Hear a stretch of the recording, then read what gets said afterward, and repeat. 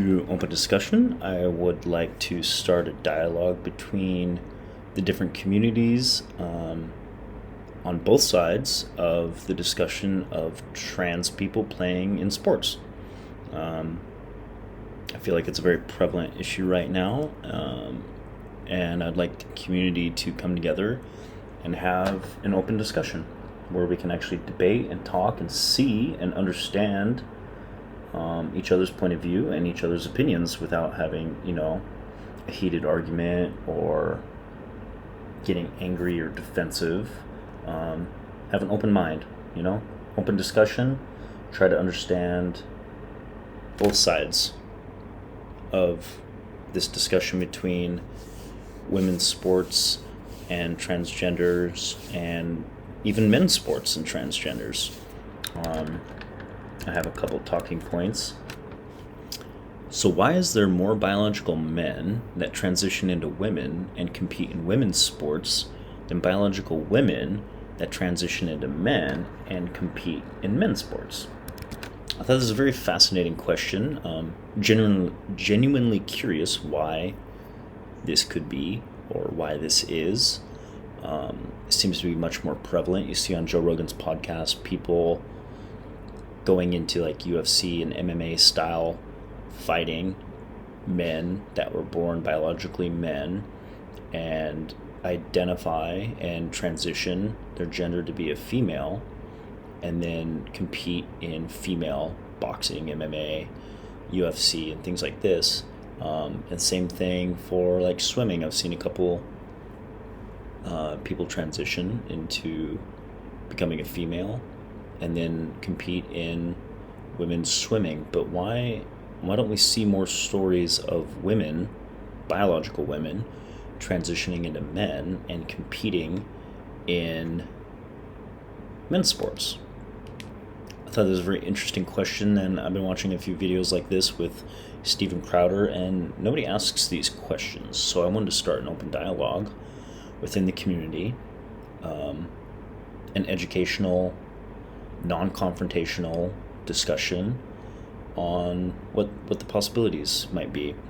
Just get a little background on me myself. I have a degree in psychology, so this kind of really interests me just to understand the way people behave and think and why that might be, and why people behave and think the way that they do, and what could be the causes of these different behaviors and things like that. So like I said, I want to keep an open discussion. I want to keep it educational. I don't want it to be confrontational or, what's the right word? I don't want it to become, like one side against the other. I want this to be a safe place for healthy debate and discussion. And there's another interesting topic here that he brings up, asking this gentleman about,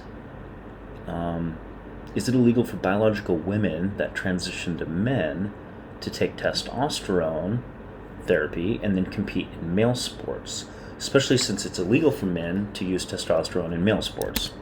So, for example, like we can look back in like the late 90s, early 2000s of baseball. Any professional baseball players that were caught taking testosterone and steroids would get banned. They wouldn't get a right into the Hall of Fame. They risk losing like their records for like most home run hits and things like this. So I thought that was a really interesting question. Are they allowed to compete? And I looked this up. A trans man student athlete may participate on either a men's or women's team unless they've received testosterone, in which case he may only compete on a men's team. Athletes receiving doses of testosterone as part of their transition must apply for a medical exemption through the league. So I thought that was pretty interesting. Can you take testosterone and play sports? Testosterone is a major androgenic male hormone and one of the most common doping agents. Athletes who participate in strength and power-based sports, including bodybuilding, athletics, wrestling, and cycling, have used testosterone for decades for its muscle-building properties. That's an interesting question with cycling. I believe the professional cycler that did the Tour de France won like 7 titles in a row. Can't think of his name right now, off the top of my head. I think he had a lot of scrutiny in the community when they found out he tested positive for testosterone. And then the Olympics, this is a good question too, because this is a worldwide sport where nations compete. They take the best athletes from every country in the world and then compete on the world stage. Is testosterone banned in the Olympics? This caught the attention of World Athletics and prompted the sport's governing body to order tests on both sprinters in the weeks before the Olympics. They were found to have neutral or natural testosterone levels that are higher than a limit set by the sport for female athletes, prompting an immediate ban under the regulations. So I thought that was interesting, actually, and a really good debate that we can have and learn from each other. So what if biological women do want to transition into men and compete in male sports, and they have to take testosterone for their therapy to transition? Are they even allowed to compete in these male sports because they're taking testosterone? Does that put them on a more even playing field, coming from being a biological woman and then competing with biological males after they transition because they get the testosterone therapy? Are they on a more level playing field, able to compete with the males in the male dominant sports?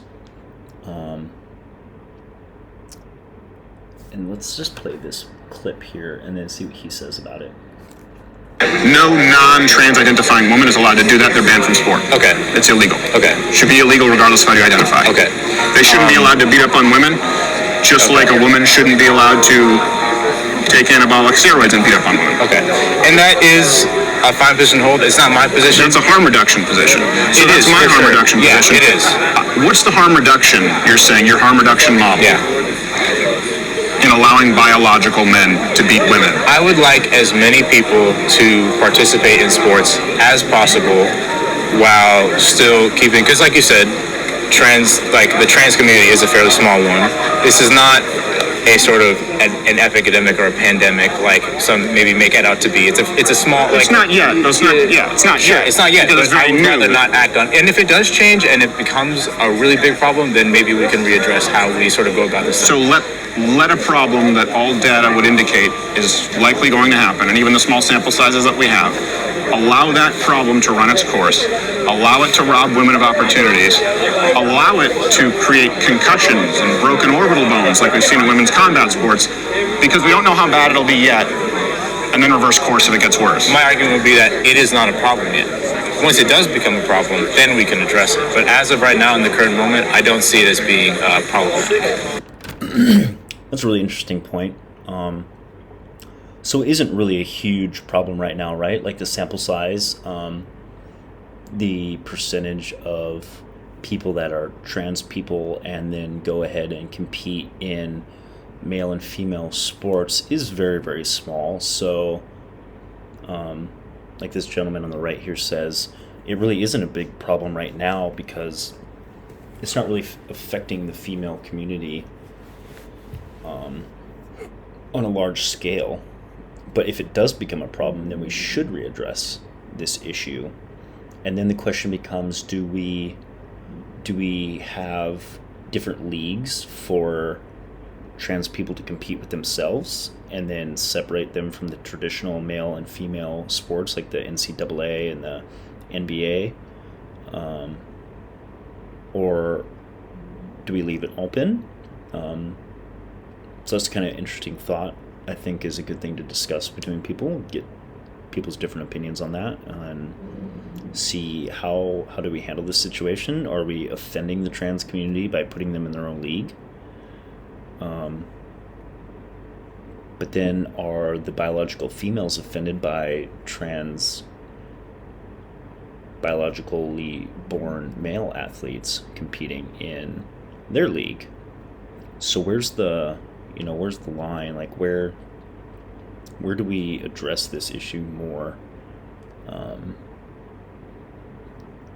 until we do see it being a problem? Maybe it never does become a huge problem, and we can just let people compete in whatever gender that they associate with, and let them compete in their respective leagues. That's an interesting topic. And then one other thing that I like to bring up, how can we tell the difference between a male and female from a skeleton that has been dug up in archaeology? For examples, mummies in Egypt or ancient humans, like the Neanderthals and the old cavemen, human species that we've found in our archaeological digs. Scientists are able to look at the skeleton and actually tell the difference between a male and a female. So that brings up an interesting point to talk about. Is the bone structure and the makeup of the skeleton really matter when it comes to trans people competing in sports? Like if a trans male that was born as a biological woman goes and transitions into becoming a male and competing in male sports, are they at an inherent disadvantage because of their skeletal structure and bone density and makeup? Or does the testosterone offset that issue and put them on an even playing field? And then we circle back to the problem of, is it okay for trans men to take testosterone to compete in male sports? That was a little discussion that I wanted to cover for today. Have some interesting talking points. I'd like to see your comments down below, and we can have a nice, healthy, open discussion about this. We can all learn from each other, expand our, worldview, open up our critical thinking, open up a healthy discussion between both sides, and try to understand each other from a different point of view.